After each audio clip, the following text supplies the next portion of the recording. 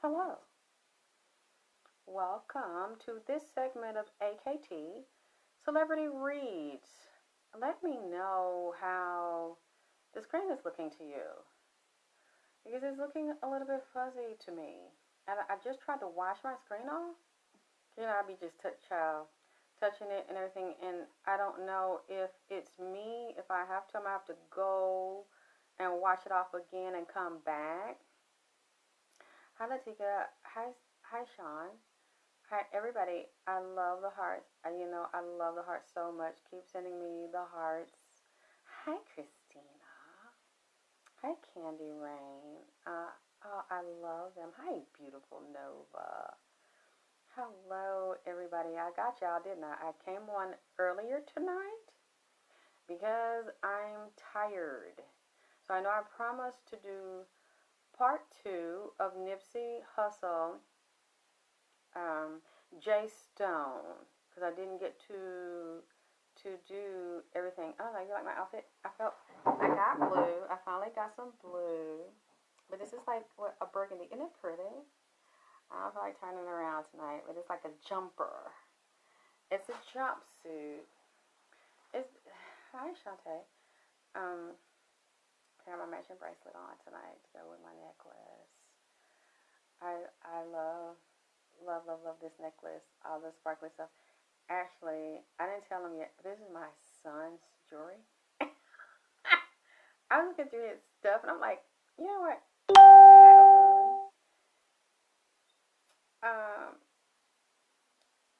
Thank you. Hi. I didn't ask him, but I gave it to him anyway as a gift. So I'm like, I should be able to wear it behind his back. I bought it. Then I like the way it looks so sparkly, and I got a lot of compliments on it. What did a lady call it? Neck candy? I never heard that before, but since I know that people call my jewelry that, then I'm gonna make sure I get some more. I love unique things. Hi, Leslie. Merlot wine. I know. I was in a blood mood. I was like in a bloody red mood. So I had just gotten some new blue yesterday, and I was gonna wear that, but then I said I'm just not, and I think it's Halloween is close in a couple of days. So I said no. I feel like wearing just something rich, and plus it's velvet. It's velvet. I love soft fabric, soft plush, very, regal fabrics. I love, so if you all want to send me something, oh, thank you, Candy. If you want to, donate to me because my birthday's coming up, or, oh, that's Kelly, thank you. Or if you want to just get me something, I would love that, and I'll wear it for you since it's my birthday. Well, not today, but my birthday is Thanksgiving. Okay, so y'all, I'm telling you now, don't tell me you forget to get me something for my birthday. I'm just like a little girl about my birthday. I get so excited. I don't eat cake though, y'all. But I am taking presents. If you want to start sending them to me now, I would love that so much. And of course, I always love donations. So I just want to put that out there. I'm trying to find out what I'm going to do for my birthday. I never really do anything. It's just a day for me, and I thank God that I'm here. But I don't know, I might do something special. I just, I'm thankful that God kept me here after all I've been through. And plus, I'm glad that, you know what? Thank you. That's a good idea. Somebody said about velvet shoes. I love velvet shoes. I might have some. If not, I'm probably going to get some. But you all make me feel better. You all cheer me up. You all, someone gave me edible arrangements earlier, and I don't like them. Why? Because the candy's too rich for me. I can't digest it. And plus, it's really fatty. So what they sent me, it was edible flower arrangement, and it had these gigantic strawberries dipped in this delicious chocolate, because I tasted some and ended up eating the whole thing because it was so good. And then it was I think it was some cantaloupe. It also was dipped in the chocolate, and it doesn't last. I couldn't eat it all because I deliberately do not eat sugar. Okay, I'd stay away from, I eat sugar, yes, but not white sugar. All right, so yeah, that they're really pretty to look at. The edible fruit baskets are pretty. I thought about that, but I'm just getting well, as you know. So, people that don't know, go check out my old Vagina Power, Alexyss K. Tylor Vagina Power videos. That's how I started and got into the media. People that don't know me think, oh, they know me from the NIPSEY readings. And I just came. Now, I know Nova, my baby Nova's going to give me something beautiful for my birthday.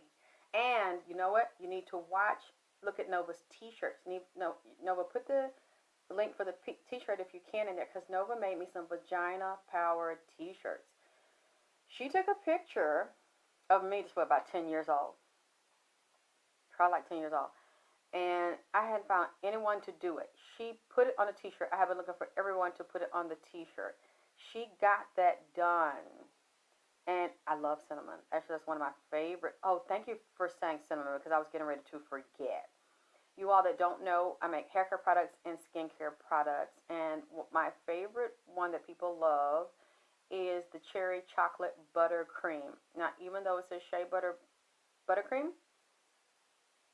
it's for your hair and it's for your body. A very, very luxurious cream. I already have some made. I use it, and now I'm able to use it and come back and make it. I don't know if you can see that. I have pictures of it on my page. It's very, very rich, but it's not. I hate shea butter cream that's thick and gummy and gooey and sticky. I don't know if you can tell, but mine is not that way. It's very, very creamy. I use everything before I give it to anyone else because I want to make sure that it works. So I don't do relaxers. I really can't. Whenever I tried to do relaxers in the past, yeah, Trina Renee loves it. We've been buddies a long time. And I cannot do relaxers. They don't do well on me. When I used to try to get them done, because I want to be like everybody else, it would pull my hair out and break it off in the blow drying and the hot curl. I can't do it. So my hair is like, what do you call, like that Indian Remy hair. It grows out. It's that wash and wear, that wet and wavy kind of hair. Grows out straight, and then it starts to do this. So I don't need a relaxer anyway, but I never liked it.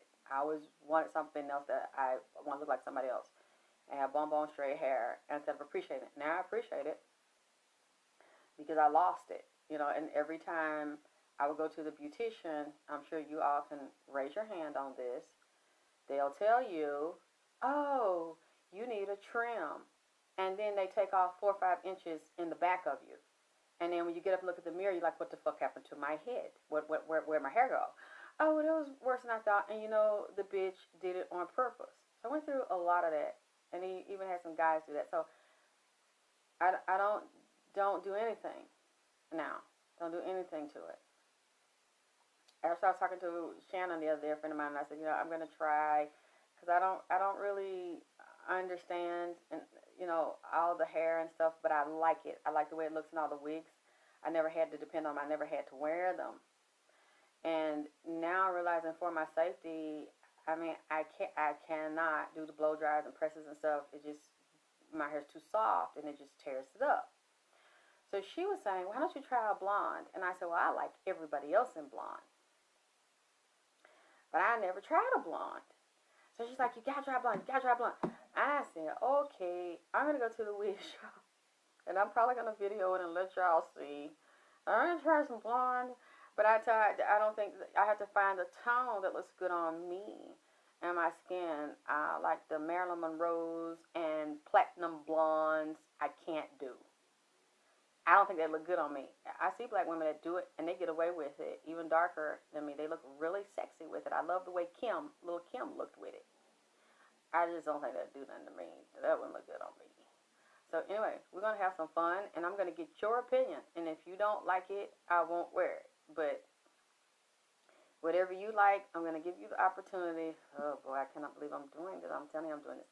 I'm going to let you look at it, and you tell me which color you like. And, I've never done it. If you go back and watch my old videos, I've never done anything but black hair. I've always loved black hair, and I love blue black hair.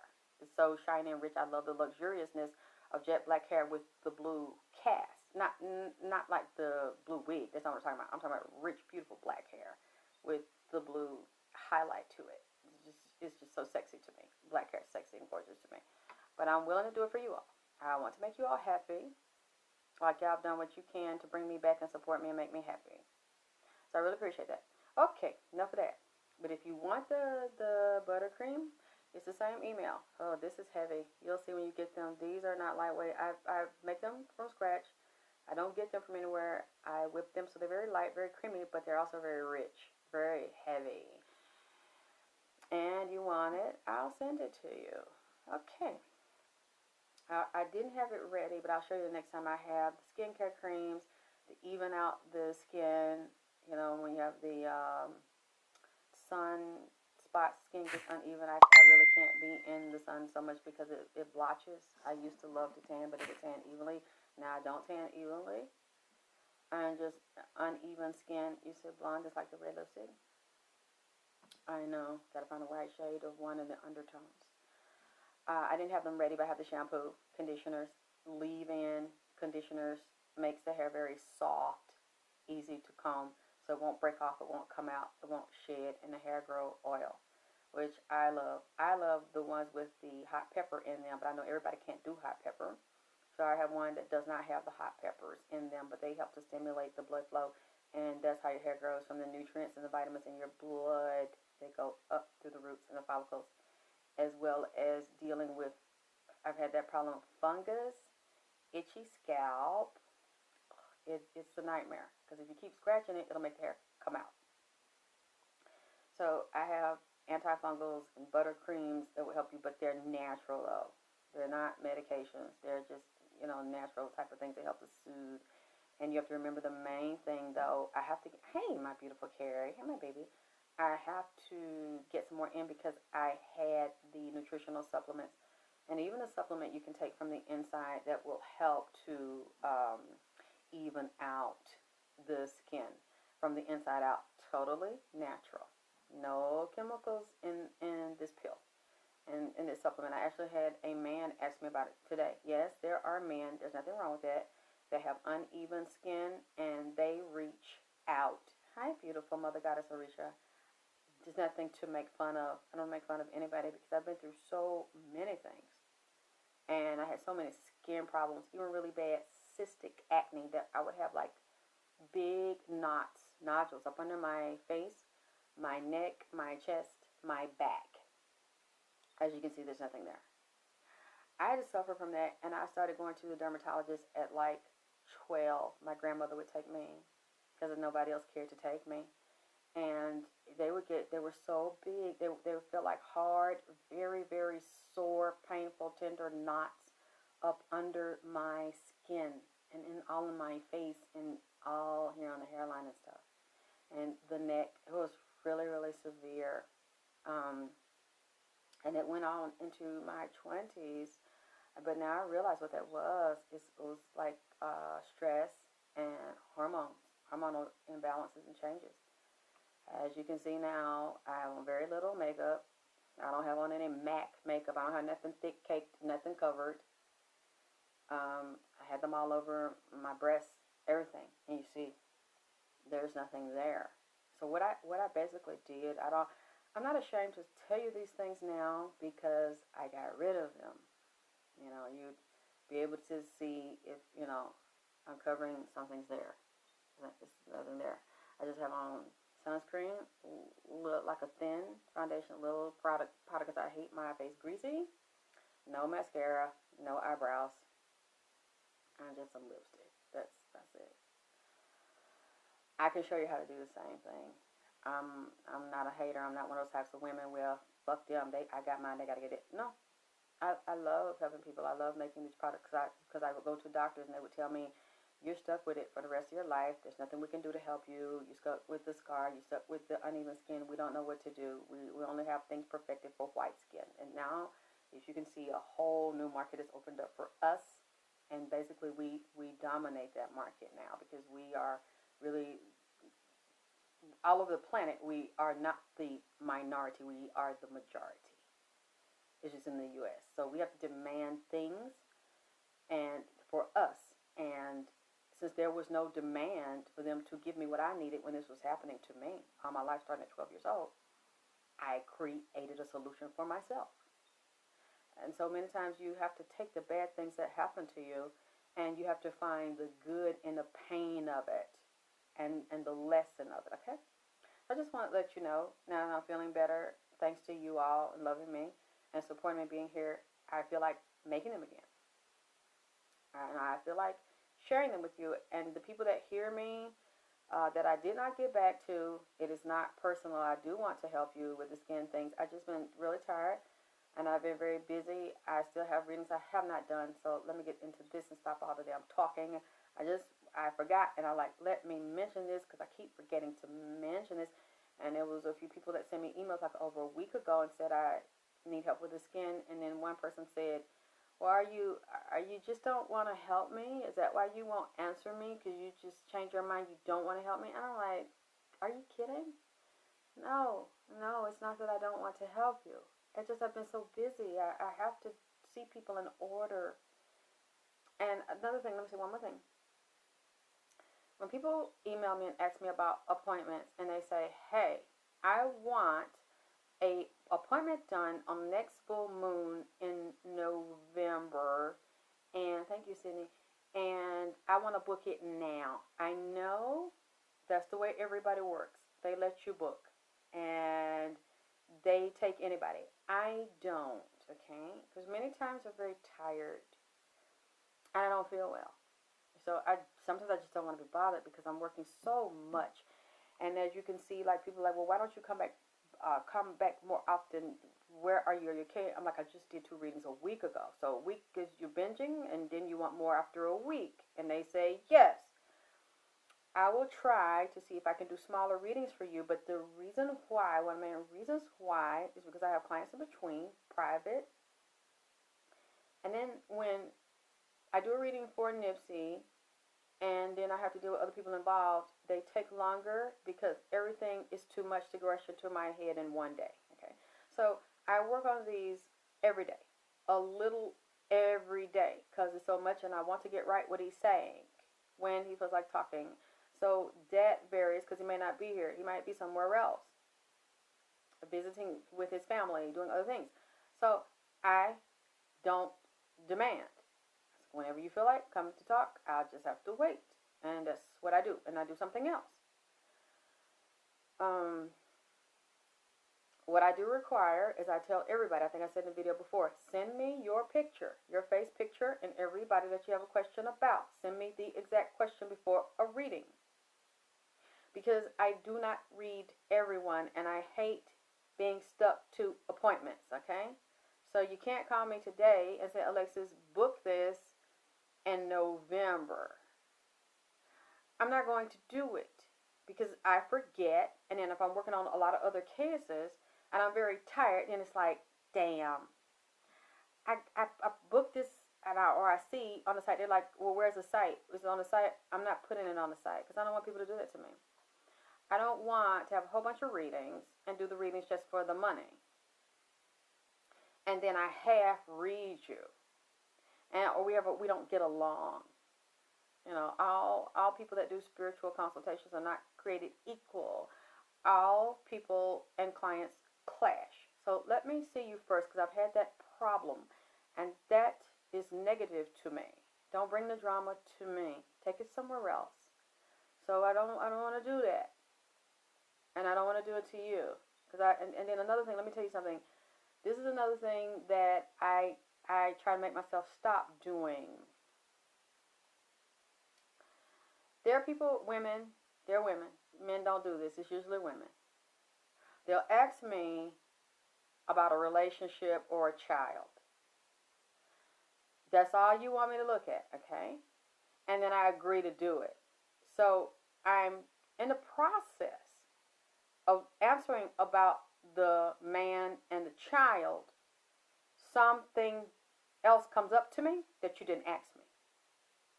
Or a physically dead person. that is still alive and been waiting for you to find someone to speak to in the spirit, they pop up and start talking because they can see me. And they know that I can hear them and I can see them. So then they start the conversation. And I said, well, then I'll say, I'll volunteer because I'm just like that. If you respect me enough to come to me for my service, if anything I can see to help you, I do. So I said, well, I know you didn't ask me, but you know it's a man here or it's a lady here and there's a pet here. And I just want to tell you, even though you didn't ask me, they're saying such and such. And they said, well, thank you. Some of them say, I don't know who that is right now. I have to find out. I don't know about my family, or I know exactly who you're talking about. And what I'd like to do, too, when I talk to you initially, once you send me the picture and the information and I decide to take the reading, I like to hear preliminary of what's going on. I like to hear you, talk to you, feel you, your energy, whoever else decides to jump on the telephone. So I might not always do the reading right then because I don't like cold reads. I like to talk with you. I like to see if you and I get along. And I see what I'm getting. Once you tell me, even though you put in an email, I like to hear it out of your mouth. Your energy field, I want to hear it. And then I said, let me get back to you if I'm not getting it all on the phone, because I don't like to half do anything. I like to do my best. The same way I do these readings that I give you for free, I do the same thing when it's private. So if you have a problem with that, don't contact me, because I said, give me a day. It's not a week. I said, let me get back. Give me a day. Let's talk tomorrow night, because I'll have more, and let me get more in detail with this to see what this person's saying. I had a couple clients go talk about me to people that referred it to me, because they said, well, I'm not happy with my reading. I said, well, they should tell me, because I have no problem if I owe them something, if it's something I did wrong. If I could fix it, I could fix it. And what they said was, well, I asked her about my child and a relationship. She answered, but then she told me there was a dead man that came up, and he was telling her something, and she started telling me, and then I asked her to elaborate, and she said that was not part of the reading, so she did not elaborate. That's what she was mad about. Not that I didn't give you what you asked for, because I did, but then I chose to give you extra. And I didn't even have to tell you what I saw, and now you want a reading on the extra that now goes over the amount of time that you donated for. But you don't care, because since I brought it up, now you feel that I should be obligated to give you the information about a person you don't know, that you did not ask me about, that I chose to give you the information for. And you're saying that's why you don't like. I said, so did I do something, the reading wrong? She said, no, but there's another person you mentioned, or another topic or an issue around the person they asked about. I said, but you didn't ask me about that issue, nor did you even know the other person was going to show up in the reading. They didn't come back. You know what? It's totally fine, because, you know, I'm going to say something, and I know people are going to get upset with me, but I'm going to say it. You know, when other races of people come to me, because they do, I don't have that problem with them. If it's something they ask me for, and they ask me a question, and I answer, and then I bring something else in it, and it exceeds. Now, I'm not saying all black women.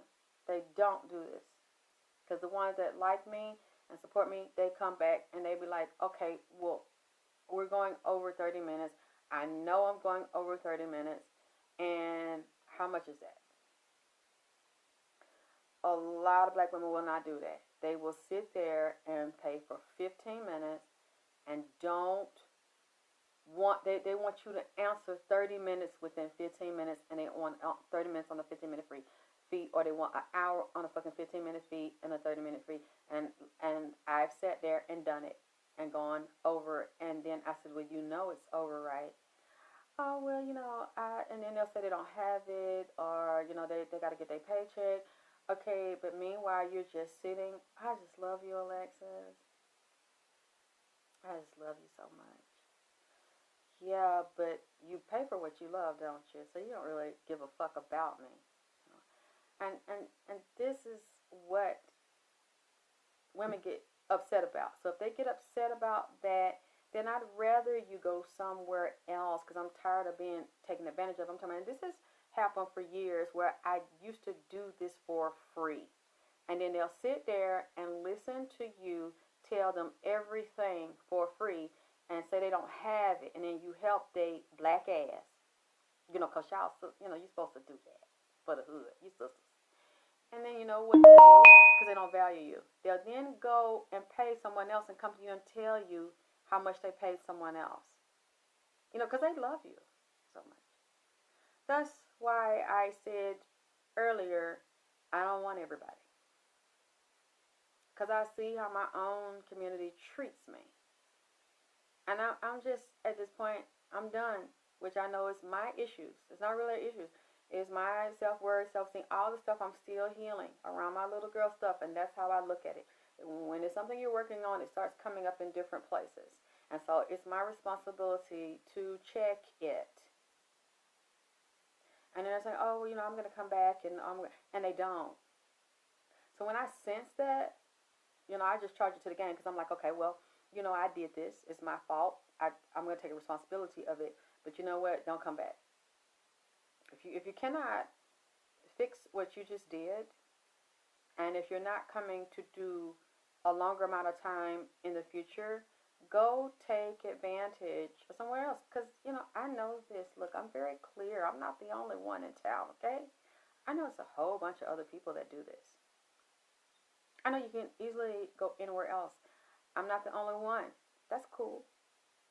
But that is really taking advantage of someone. You're doing it on purpose. But you got your phone on to call me, so you paid that. You got your new outfit on in the picture that you sent me. Or you got some clothes on. You got a place to stay. You got your electric bill is on. But you want to do that to me. See, and that's why I am like I am. I'm really pulling back from a lot of things. I might just stop this altogether. I don't know. That's kind of how I'm feeling right now because you all don't know what I deal with. Right? You don't know what I go through. And then I'm going to say one more thing and I'm going to get into the shit because since I know I'm not the only one that does readings, people need to stop. I'm telling you right now, don't come to my Facebook and because I'm not going to address you basically because you don't do anything for me. I don't need your view. I don't need your comment because I have too many people that love me that have been here for years and new people that treat me better than a lot of people. Somebody said this to me and somebody said it on YouTube. Well, is it just NIPSEY? Is that all you're doing? Fuck you. Last time I checked, I didn't get a donation. I don't know you. I don't talk to you. I don't owe you anything. Now, if other people are doing readings, and I know they are, on many different topics, and a lot of them are still around NIPSEY or people that know him, go watch them. When you ain't doing nothing for me, again, as I said before, you ain't give me no dick or no money. You can't tell me what to do. You can't make a suggestion. Now, I want to thank, because a lot of people that are on here do support me, and they do have my back. Just like Nova is one of the main ones, and Shannon is one of the main ones. I don't really see a lot of people. A lot of these are new people. Christina, these people have been here for years, long time, and they have given me stuff, and they don't even do that to me. Monica is here, Latika. Those have had my back, and I don't be even thinking about it. All of a sudden, out the blue, go get you some soul food. Go get your outfit. Go da-da-da-da-da. Nothing said. You need to do this, and I don't like. They don't even do that to me. But if they ask me to do something, and I know I can do it, and they have my back like they have, I will work it in. But people, you don't like the NIPSEY readings, don't watch the NIPSEY readings. Why are you here? Why do you come on YouTube when the other people upload my fucking vids? You don't like what I say about NIPSEY, you don't like if I talk about something else. Then find somebody to talk about something that you want to hear about. Because you don't tell me what to do when you're not doing nothing for me. And that's I don't know, and that's what it is. Oh, here we go. It went out and came back in. I don't know what the hell is going on here, but let me get into it.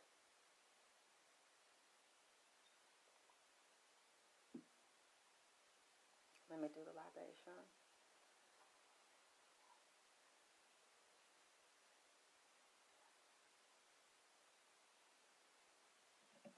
Let me tell you,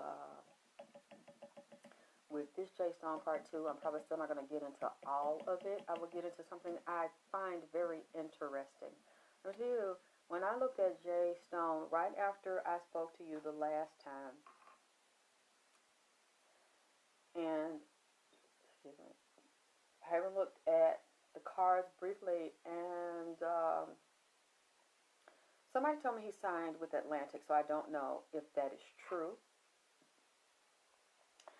But I saw conflict with him, and what else is this showing?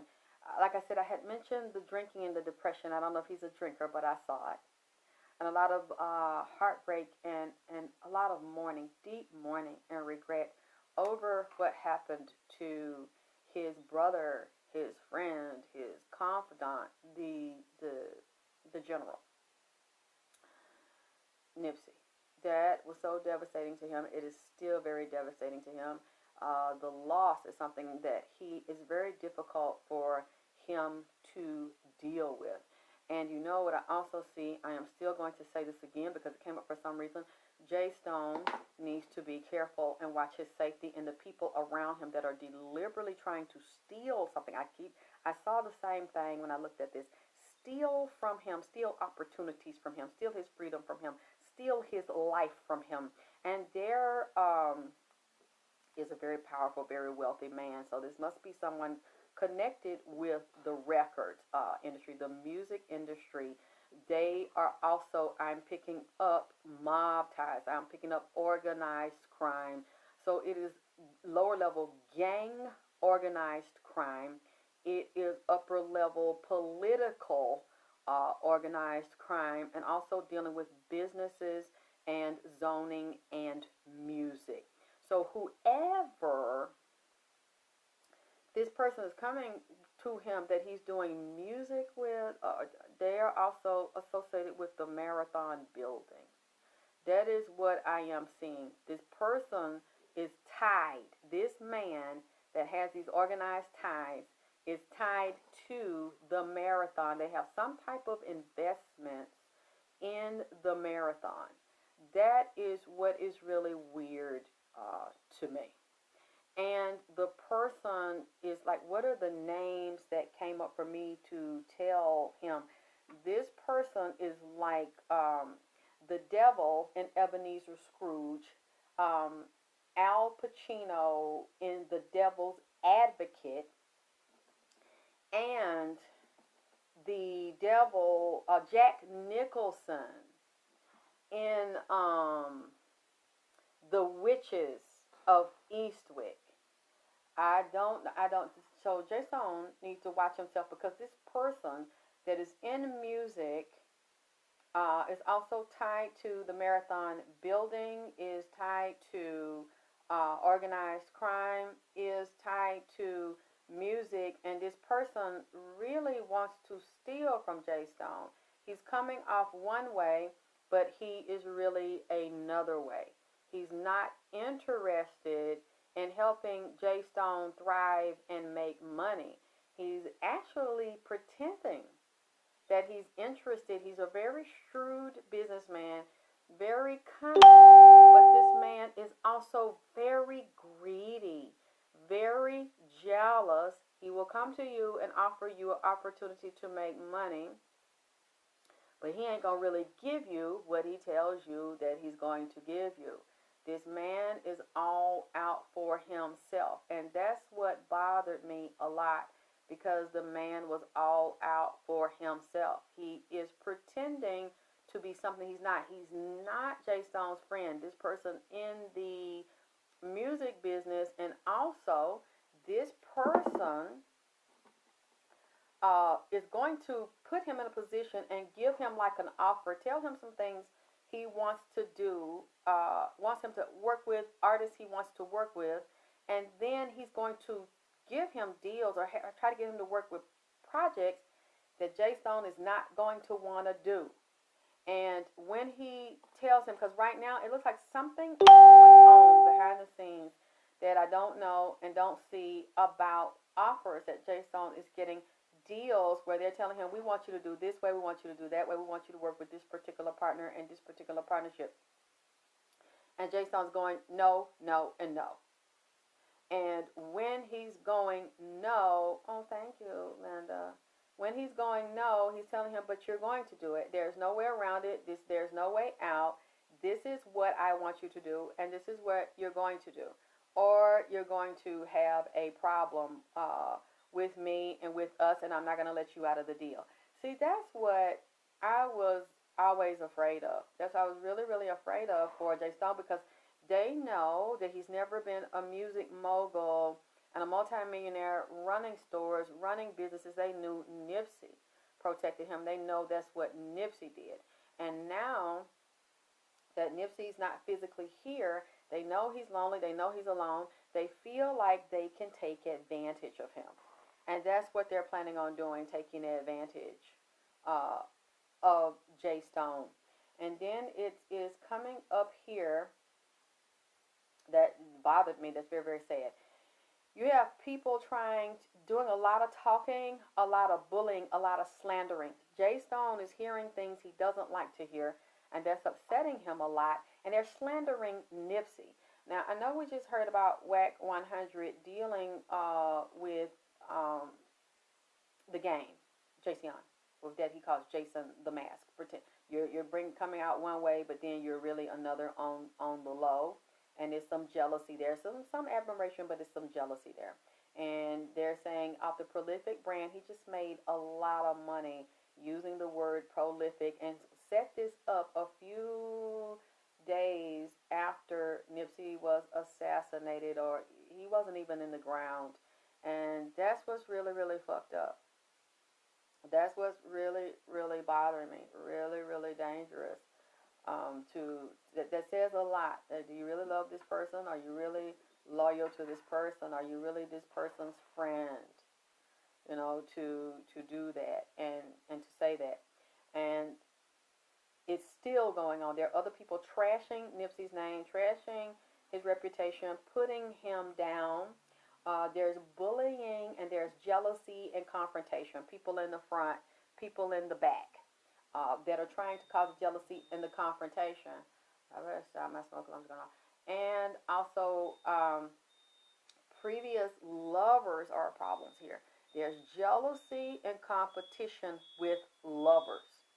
That is coming up here now, and lies and illusion and delusion. These people, all of them, are delusional, pretending to be something that they're not. Talking to other people about their relationship with him, or what it was or what it wasn't, pretending that this is something that it isn't. And that's another reason too why I decided to come for NIPSEY and addressing this, because some of this I'm dealing with is around secret babies, secret children. I put the one lady up there, Starbella, that said that she is a baby's mom, the child, what, 1 year old, 2 year old, something. I'm not sure, but that's questionable. He said he knows her, but he's not saying that is definitely his child. And I've seen several, and actually spoke to one child. It'll go off in a minute. I don't know if they're doing this to me tonight. You know, I do this all the time, but they're deciding to do this to me tonight. So I just stopped the lighting, because, you know, this is new. Now, y'all know I light all the time. Okay, it's trying to calm down, and it's like way upstairs. But, you know, I do this all the time, and it never has done that. So here we go. It jumps from not blue tonight, but then they go fucking with my damn alarm. So, okay. I hope I'm not upsetting any of those entities or energies from what I am saying. And it's amazing because it ties into what I'm going to get into with electronics. So, yeah, JSTONE is hearing this, and it's making him very, very pissed off. And I don't blame him. And he's sometimes he says something about it and argues, but I'm telling JSTONE, don't say anything, because people are trying to get you in fights, and they're trying to get you in confrontations. You don't want to do that. You want to stay away from the drama and the competitions because it's a setup. And then I am seeing how, and he's got to figure out how to deal with the depression and to work around it because he's constantly thinking about these things and what could have been, could have, would have, should have, I should have been there. If I could have done this, I could have done that, it would have been different. And sometimes things are not going to be different. So a lot of times, unfortunately, things happen tragically, and it's nothing you can do about it.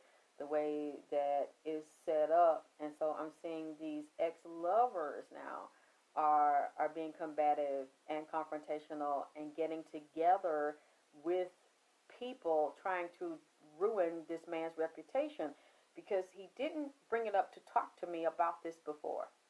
And then the other night he said he wanted to talk about it, and so I said, "Are you sure? You want me to say this in public? If you don't want me to say this in public, I don't have to say it in public." He said, "No, I'm giving you permission to address this and to say this in public." He said, "Because they want to try to crucify me. They want to try to destroy my character. I saw some women that he had." He said he did have a sexual relationship with some of these women that are saying they are pregnant by him. Now, I don't know. Well, not pregnant right now, but they've had children by him. And I don't know the years. I don't know all the women that have said this. I don't know how many have said this. And he said there is some that got their mama that's putting them up to get out in public and thinking about getting attorneys, thinking about going to the media. And he said a lot of those are disappointed people, like mamas. Well, even the babies that said they got, women that said they got babies by then you got cousins and shit want to come out to woodwork.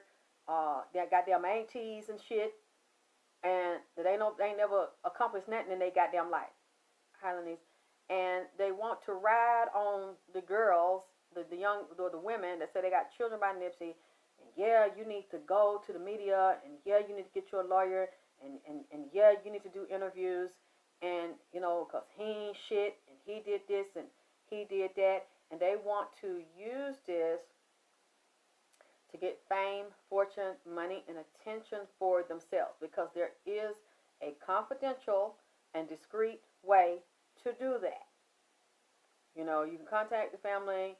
You can go have closed proceedings that nobody knows about. Either the DNA matches or it doesn't. He said a lot of these don't. Now, he said it's possible some. But he's saying, all of them are not. They want the money, and they feel like they're going to get famous, and they're going to get recognition for having this man's child. It's, there was, I've spoken to some that said they had children by him. I don't know why, but they found me and said, well, I felt like you were the one. You talked to him and asked him, does he remember me? And I said, let me see the child. And I saw this child that is like 8, 9 years old. And the child is absolutely gorgeous. And I'm getting chills right now. And she said, ask him. And he wouldn't talk to me about it. And hey, Doris, hey, mommy. And I said, NIPSEY. And he's like, I don't want to talk about it.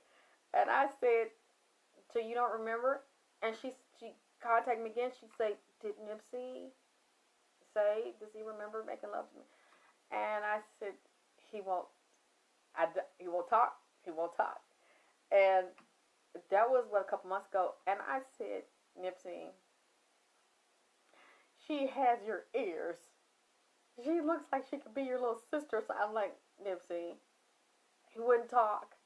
And so when he comes to me a few days ago, I said, are you ready to talk to me? He said, yes. I said, do you want me to get the pen? And can I write? He said, yes, I'm going to tell you. I'm going to tell you the truth. I said, do you want me to say this publicly? He said, yes, because they're getting ready to try to trash me. I said, and say that I'm a bad person and I'm no good and I use these people and these were a secret. These were not ones he brought and introduced to the family and money. He didn't want to do that. And I said, so Lord have mercy, we're going to get some drama tonight. So I'm going to tell you, this is what some of this is about tonight. And I still don't, maybe that's why I don't feel so strong. I don't know how he feels. I'm getting cold chills. Maybe he doesn't want to stand right here, or he maybe thinks y'all going to judge him or attack him. But he told me that I could say it, because, I want to protect him and respect him. So I would not do, I don't feel him as, I just feel like a chill. I feel they was throwing and panning. Yeah, that's a lot of it. I feel other entities walking in here, so it's okay if you want to back up tonight. But I do, as far as I know, if he tells me, because I don't want to be disrespectful, if he tells me and I heard him wrong to stop, I will stop. But he wanted me to try to explain some of this. Now, I could be getting this wrong, y'all. I don't know. Hey, look, Tasha, I don't know if anything's going to come out or come up about this, but he said they are plotting now to destroy his reputation. Child, I'm not judging that man neither. He's a man, honey. A lot of people have gone through this, and it reminds me of my father, because it was the same kind of thing when he physically died, and all these people came to court, and all these women came, and I got a child, and I want a check, and I want royalties. And, they were converging on the courts, and they didn't even do DNA back then. It was other requirements. Linda, I'm going to interview her so she can tell you about what I'm saying, because she saw this going with my father, who, the legendary Jackie Wilson. He loved women, cull, and they loved him and throw draws on the stage. So I guess, too, he felt, it was okay to talk to me, because I saw my father deal with the same thing, and then y'all know what I'm dealing with my father's family, and don't want to deny, that I'm his child, but then don't want to do DNA at the same fucking time, you see. So I could relate to it, and I just said, okay, baby, you ready to be honest? No judgment here. I understand. So we're gonna talk about this. Thank you, Lenise. And so he just calmly started to talk. I don't know. I hope I hear from the lady with the beautiful little girl. Because she looks like him. And I talked to her. Once she showed me, I thought she was full of shit. And I said, let me see the baby, And I said, because I don't believe you. She showed me the baby, and I said, oh, NIPSEY. He wouldn't talk. I said, NIPSEY, she says, do you remember? Do you know? That was yes. Yes. And I asked her, and she told me the whole story. She didn't blame him, didn't put him down. Yes, Mr. Wilson said my daddy was fine and could dance and could move, hitting their ass off of them sheets and shit in them corners. And I see NIPSEY was the same way. They will put themselves on you to do that. And so I talked to her, and he left the room. He wouldn't talk to me about it. And yes, he's a sweetheart. I know, thank you, Linda. And then she told me, basically what he told me, that it was a one-night stand. And NIPSEY was high, and NIPSEY was drunk. He had just, I think she said, finished a show somewhere. And after the show, he's a driver, and he pulls up on her. Rolls the window down. She looks at him. He looks at her, and she was just like, he was so gorgeous to look at. And no, because I didn't know him. I didn't know anything about him. He's a young man. He's a beautiful young man. So, and his personality is beautiful. I've actually had women call me and say that they would see him at the store or outside working. They say he was a hard worker, and he was good to a lot of people, and they love to see him. They see him riding his bike and around, and they say, you know what, if this had not happened to him, I was flying to LA to fuck him. And I was like, how you just gonna fuck that man? like that man like that. They said, well, I was damn sure gonna try. And I said, they said, because I know I'm his type. I said, I said, child, I don't know the man. I don't know what the man type. And I just laughed, and I'm just on the phone like, what? Like, y'all just gonna walk up to that man? And I was like, oh my God, I would not have the nerve to do no shit like that. And then some of them said they were married, and their husbands knew. There's one lady told me her husband knew that he was crazy. She's crazy about him.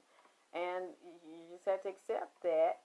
And so I'm hearing these women tell me, and that they see him in the spirit. He comes, he talks to them. They see him in dreams. They have his altar set up, and you know they have his liquor, his candles, his weed, whatever he likes, his food, and they're like it's just something about him. They I had no idea this man had so many people in the physical body and outside of the physical body, still mourning his loss and still being attracted, and see he's a very, very wonderful soul. So he said, gosh, some of this is kind of, I mean, but he said it was okay. I still don't feel him that closely, so I know he must be nervous about what you all are going to say, how you all going to think.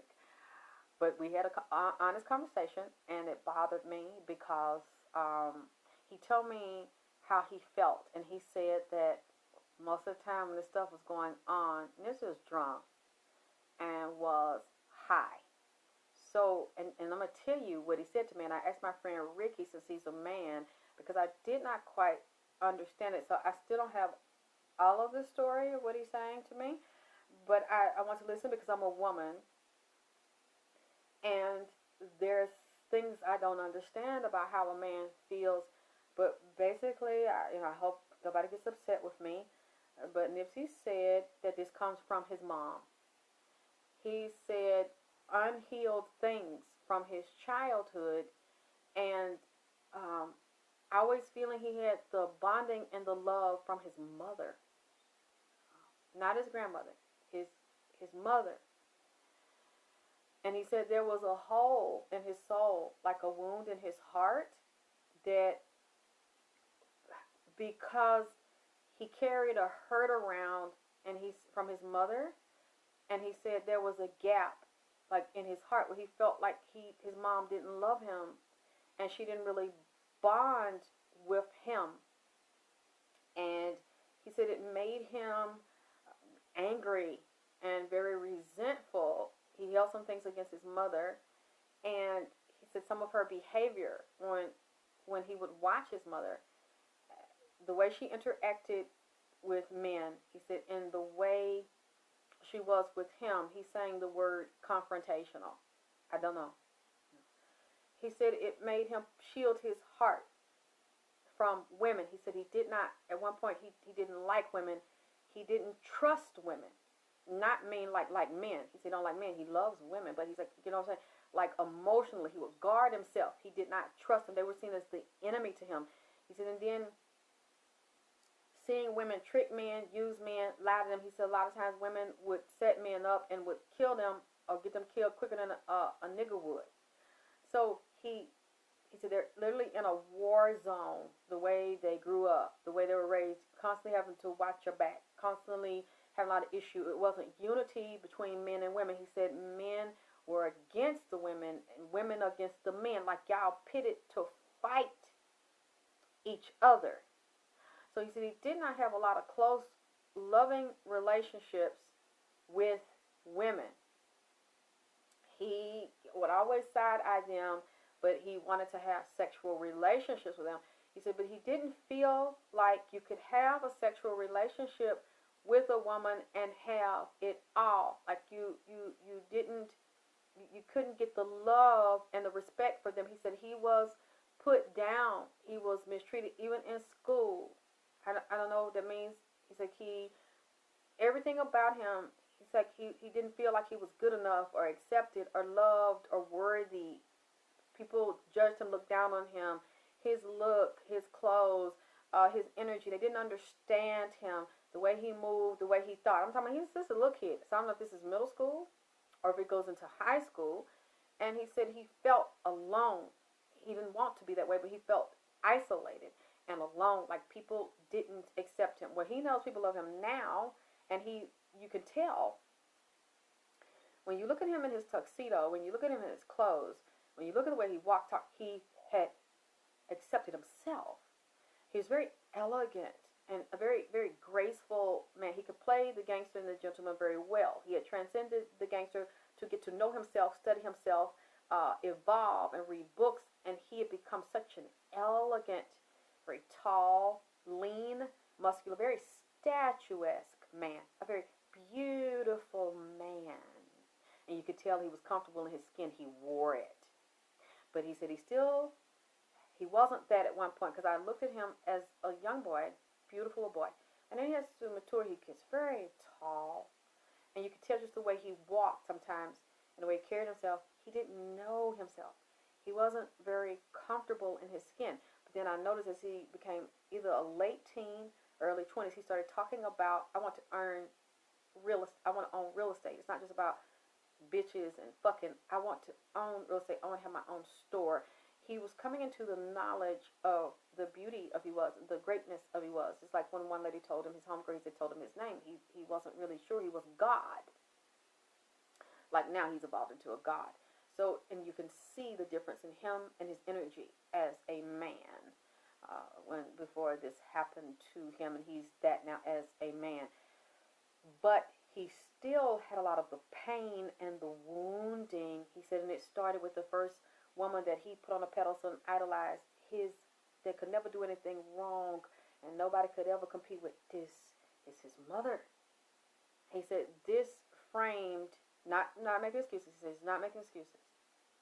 But I think y'all need to hear this, because I needed to hear it, because I don't know how men think, and I've run into those types of men. We've all had those types of relationships. Wham, bam, thank you, ma'am. One-nighter, and they don't come back, and you don't know why, and then they try to blame you, or you think it's you. It's not you. It's you because you put yourself in that position. But it's not you because he said, I was, most of the time he said I was medicating. I was high, I was drunk, and he had record deals young. So he was traveling and performing young, with the help of Black Sam. Because I saw him as a young man with a backpack on, going to executive meetings with record labels, and he was talking to his brother. His brother called him and says, Black Sam, help me and set this up. So he was experiencing these things young, but he said everybody judged you on your clothes, your shoes, where you live, what you drive. He said, I had nothing to drive. I had nothing special to wear. And he said women would laugh, like young ladies, I guess women his age, would laugh at him and make fun of him. And then he said even he was around some women that were older than him and made him feel, well, he said there was, I don't want to say this, but I'm going to say it. He gave me permission to say it. He said that when he was younger and he was out in the street, some older women either molested him or took advantage of him. He didn't want that. He wanted a place to stay, to be safe. He didn't feel safe. I don't know how old he was when his mother asked him to leave, but he said he was very heartbroken and he wasn't safe. And so he had left that situation because he didn't want to be exploited. It wasn't what he wanted to do with that mother. I don't know if it was a friend's mother, or older woman, or neighborhood house where she said he could stay, but she was attracted to him. And he's like, I didn't need that in my life because I was already very hurt by an older woman that was my mother. And then this woman is coming to me, and I didn't see her. I didn't want that because of the situation that he came into it in. It wasn't a choice he could make on his own in a strong position. He's very vulnerable, and he was extremely heartbroken. He said, I was so hurt. How can my mother do this to me? I don't know what all that's about, but that's what he's saying. He said that's why he had a lot of blocks with trusting women, and women would feel like he mistreated them. He said, but that's, I had my own fucked upness. I had my own pain that I couldn't get out. I didn't know how to get it out. And then he's like, and then in that industry he was in very young, they encouraged him to drink, to get high, to fuck, to get sucked. And he was like, it's times I might have been performing. He said, and I wake up, I don't remember what's happened. All I know is my back sore, my dick sore. He's like, so many people done fucked at him that he can't even remember people fucked him. I said, wait a minute, what are you saying? That it was like orgies and stuff. He's like, man, I had bitches lining up, wanting to fuck. Just if I couldn't fuck and I'm halfway passing out, they sucking a dick. They trying to get on me and get pregnant by me. They know I ain't in my right mind. He's like, basically, I'm washed out. I'm no good at that point because I can't even function for myself. So I could barely get up, go to the bathroom. He's like, I'm so fucked up. And he's like, it's like a party.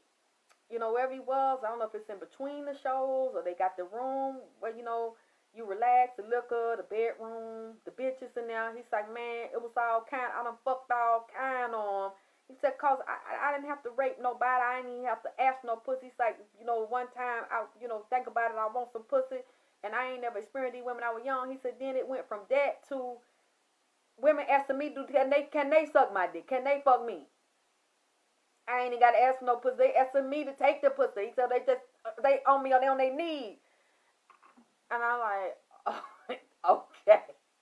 He's like, you don't know what kind of pressure. I said, oh, so you under pressure, your dick under pressure. You pressure fuck, pressure get sucked off.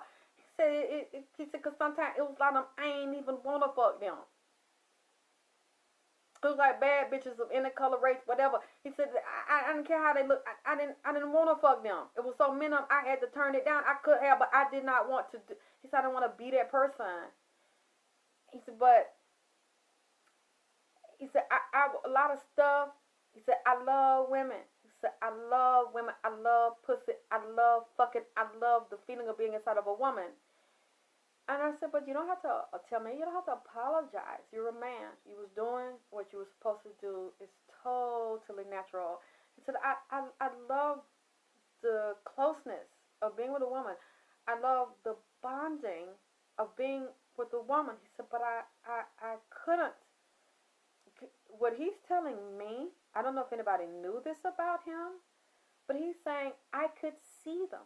He said, I could see through women. I could see spirits on them. He said, I knew when demons were on them. I knew the way they moved, the way they talked, how they talked, their facial expressions. If they wanted to use me for money, if they knew they were pretty women, they thought I was weak and they were going to play me for a sucker and take advantage of me. He said, some of them I would still fuck them because they thought they was going to get me. I would get them. And I knew it wasn't after the night. I'm going to be nice to them. I'm going to be respectful to them. I'm not going to treat them like a hoe. He's like, well, some of them I did. He said, but a lot of them, they wanted to stay. I let them stay. I feel like hanging with somebody. He's like, I would love to chill in the water. Excuse me, give me something to smoke. The jacuzzi, steam room. He's like, I love it sexy. And you could tell when he's a little boy, he was going to be sensual when he grew up. Because the way he was hugging the girl, hugging the best friend. He was just loving, just had a heart of love. And then when he got in that environment, that's a war zone environment, they're taught you don't show that, that's weak. You don't love, let that bitch fuck over you. That's weak. And give this bitch your money. So it got to a point when he's very young. He's like, look, I experienced these things. It's in an interview on my Facebook page. And he was a young man when he said this. I've experienced this. I fucked all kind of women I wanted to fuck. He said, but it ain't about that. It's about my money. So he wasn't controlled by pussy. But he loved that feeling. He said, and it got to the point where he was telling me one situation. He was at a party, and there was women at the party, his friends, some of the gang members were at the party. They was chilling, having a good time, laughing, talking. He wanted to get drunk, and he was smoking. When he was drinking and really high, he's like, something else takes over me. I become a totally different person. I believe this is one of his ancestors. We got very, very, this energy is very dark. It looks like a shadow, like the one I've seen before coming to smoke, wake me up. And this energy is very intense. It's very, very strong. This ancestor that's on him is very aggressive, very sexual. He said, and I know this comes up. Yes, Prince. He said, it was tired, all that fucking. He said, he was passed out. They had fucked him so hard and sucked him so hard. He said, he wore out. Next day, he got a car to breathe. They had sucked him so hard. And He said when he got like this, he feels like the lights go off and another person comes on. And what he said was, yes, okay, he said neck back, child. He said that a part of him liked to get drunk and high before a lot, when he's out or when he goes on stage. He said because there was a fear, there was an insecurity, and then it shut his heart chakra down and it opened his ass chakra up. And I said, wait, whoa. You wanted to shut your heart chakra down so that you could be uninhibited and sexual with no commitment and obligation. He said, yes, because I was afraid to love. Because I knew when I loved I'm sorry, y'all, I don't know why I get mad. He said, when I loved my mother, what she did to me. He said, I never quite got over it. That was always in his mind. Every time I do this, they hurt me. Or they don't accept me because I'm so loving, and then they consider that weak.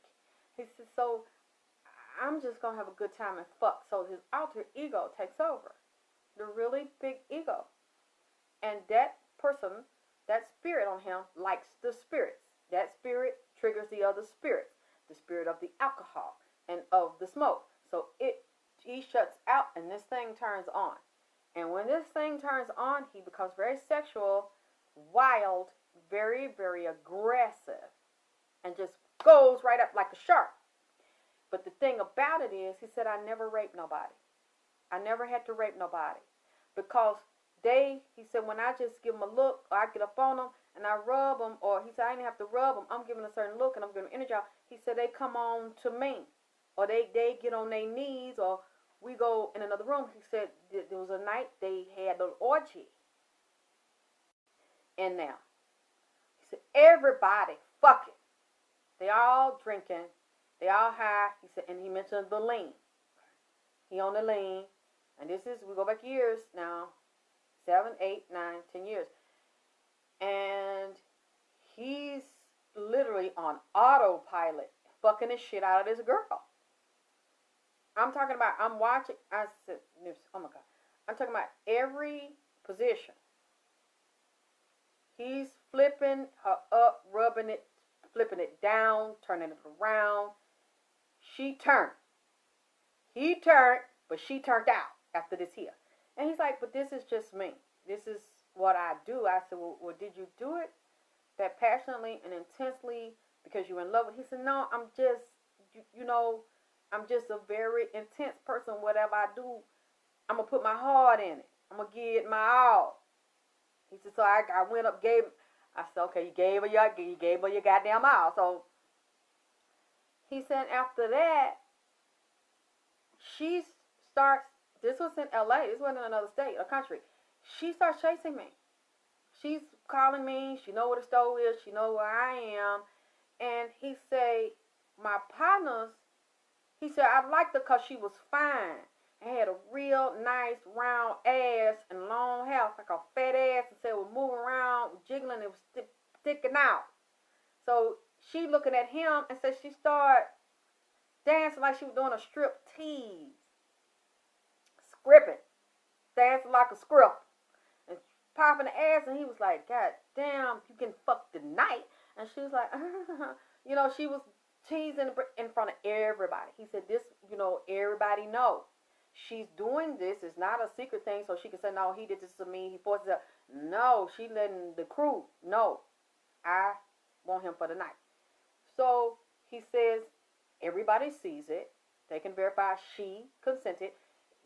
Next thing you know, music on, panties dropping, dicks out, everybody fucking. I said, what? I done had 3 bitches on me at one time. One in my mouth, one on my dick, one they taking turn. And I said, okay, baby, that's cool. You can be honest with me. Just tell me. I like that you tell me. He said, see, that was the dilemma because monogamy and being in relationships is not encouraged in this lifestyle. He said, so it only fueled hiding and not dealing with and healing my pain. It encourages you to push it down and just party for today, live for right now. He said, so I said, so even though you're very passionate and you're very sensual with the women, and they thought that meant you loved them, you did not feel. He said my heart chakra was closed. I only felt it in my ass. He said temporary pleasure, and then once he said I've been all around the world. I've had some of the most beautiful women to strip for me, do anything I want them to do. He said, and once he said again, he said I was kind to them, I respected them, and they gave me pleasure. I gave them pleasure. He said, but that's like at the moment, that's all I could handle. And then once it was over, my heart felt cold because I was shut down and they all up on me. Oh, we're going to be together. Oh, we got to do this again. Oh, we're going to go out. I'm going to come see you. I'm going to come. And he was like, hell no. Because he said, I couldn't lie. That's what he said. He said, I didn't lie. I didn't say what nobody want to hear. If I want to fuck tonight, this I'm going to say, I want to fuck. Is you with it or is you not? He said, I never misled nobody. He said, but I did not always protect myself. He said, I was so high out my mind a lot of times. I did not protect myself, or I might have had a condom on, and I wasn't thinking, or they might have helped me put it on. He said, a lot of stuff I don't remember. He said, I know that was irresponsible of me, that was reckless of me. He said, but I didn't want them. I didn't want to talk to a lot of them. I didn't want to see a lot of them because of my pain. And my heart was cold. He said, I deliberately shut my heart off because I felt like nobody wasn't ready for that. They couldn't accept that. They want the party nip. They want neighborhood nip. They want the wild one that I'm just part of them having a good time. I'm strong and in control. But when I show you my pain or me being polite to you, considering, and you see I'm a nice guy, then y'all want to twist that and misunderstand it and stab me in the heart. He said, so since they liked it, that person, raw dog and cold, he said, well, then I had to live up to that persona when it came to women. Now, it wasn't a persona in the street. You know that. That's not what he meant. Dealing with men and having fight and violence, that's a different thing. He's saying a lot of these women, they say they want love, but then when I open myself up, they want to consider me, a big softie or weak. So because I still love sex and I love women, him back to this side. Oh, when I understand that, you said back to this side. He said because they couldn't really deal with me because they weren't used to seeing that model, like that prototype. He said it wasn't safe for me to show that.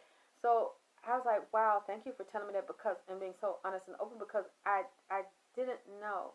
I didn't know that's why a lot of men do that. He said the fear of love and being destroyed. Someone taking it as a weakness, a woman taking your heart, balling up, crumpling up, and then using it against you.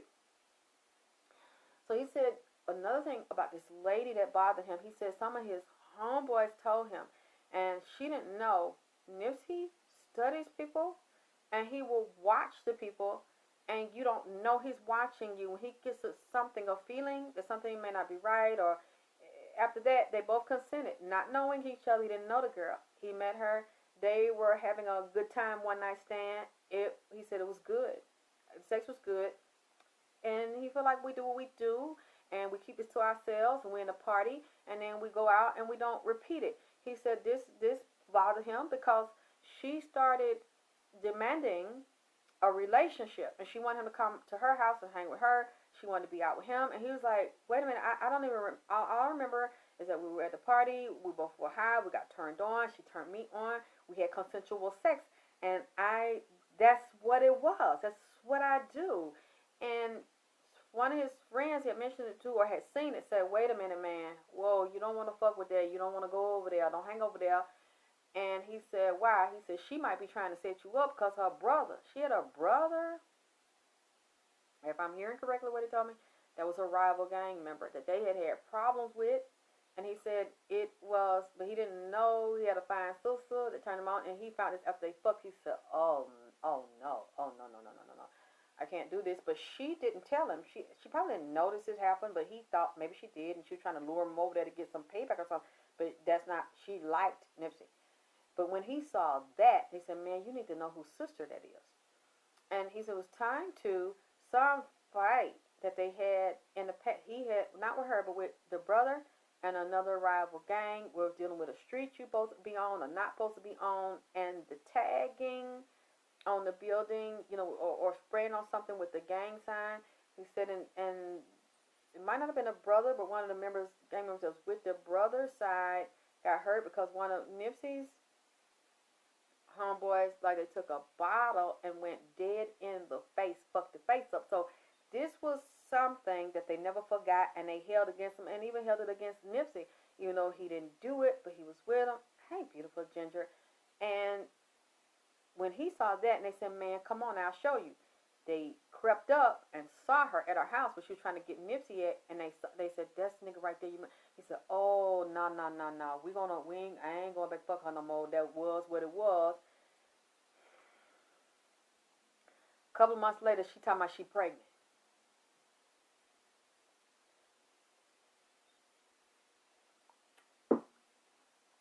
She calling, blowing up the phone. He don't know what it is, because she didn't say what it was.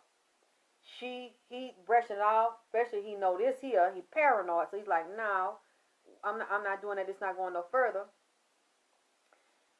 She finally gets a hold to him and tell him I see he did go there, but he had backup, of course. The brother, nobody was there. She told him she's pregnant. Now, it looks like I'm thinking where I picked up Imani was born. She's, what, 11? So this was during the period after he had Imani. And the lady, he say, damn, this is not what I wanted. And he's trying to think back how, but, he was so drunk, he was so high, he don't quite remember every blow by blow. And was I protected? So I don't know if it's mine. I don't know if it's hers. Another nigga. And she had a boyfriend. She was fucking another nigga. So that's another reason, too, he didn't